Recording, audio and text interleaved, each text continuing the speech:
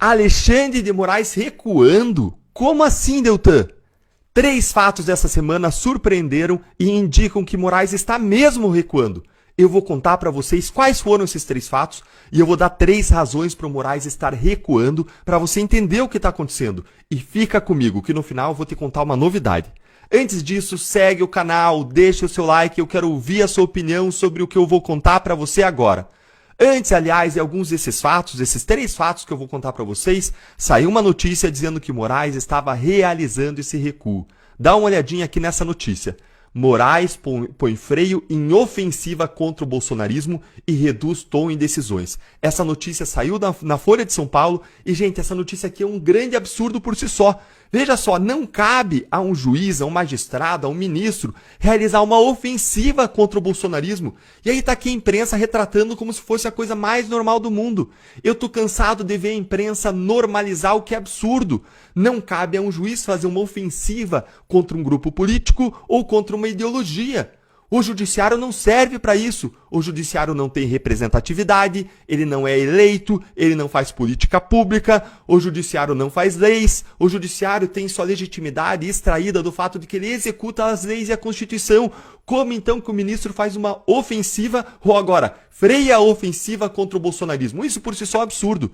E aí a matéria da Folha fala que Moraes pôs freio nos últimos meses a rigidez de decisões que envolvem o ex-presidente Jair Bolsonaro.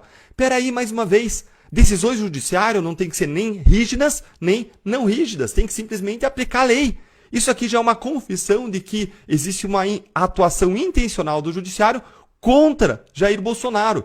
E aí se coloca ainda que o objetivo desse freio do Supremo é reduzir o risco da ampliação de atritos da Corte com o Congresso. Essa é outra coisa que o judiciário não pode fazer, medir risco. Não, o judiciário aplica a lei, a Constituição.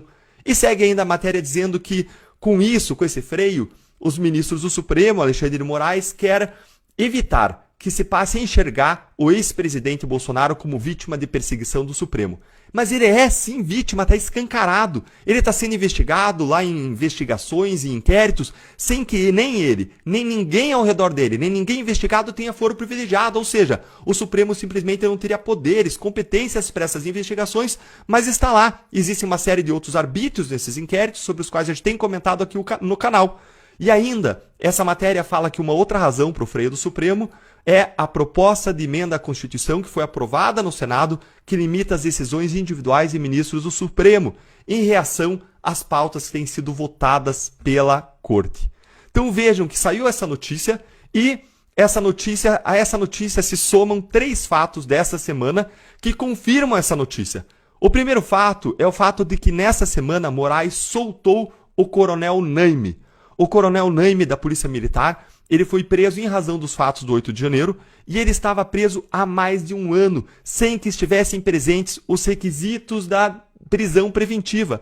Olha aqui a notícia, Moraes solta o coronel da PM, preso há mais de 1 ano pelo 8 de janeiro. E ele foi preso pelo quê? Por uma suspeita de omissão. Suspeita de omissão, e ele ficou 6 meses preso sem uma acusação criminal. Tá aqui. Ele ainda sofreu, mesmo com a soltura, ele passou a ser submetido a medidas cautelares diversas da prisão, como uso de tornozeleira, recolhimento noturno nos finais de semana, proibição de sair do Distrito Federal, ou seja, ele segue passando por constrições, mas aqui um fato que é muito grave, gente. Além de ele ter sido preso, mesmo estando de férias no 8 de janeiro, ele teria ido aqui ao local para auxiliar o trabalho da polícia, agora está o fato aqui muito grave, é o fato de que ele só foi se tornar réu 6 meses depois. Observa aqui nessa outra notícia. Ele, então, foi preso no dia 7 de fevereiro, mas ele só foi acusado em agosto de 2023. Gente, não dá para manter alguém preso mais de 40 dias sem uma acusação criminal. Isso é um absurdo.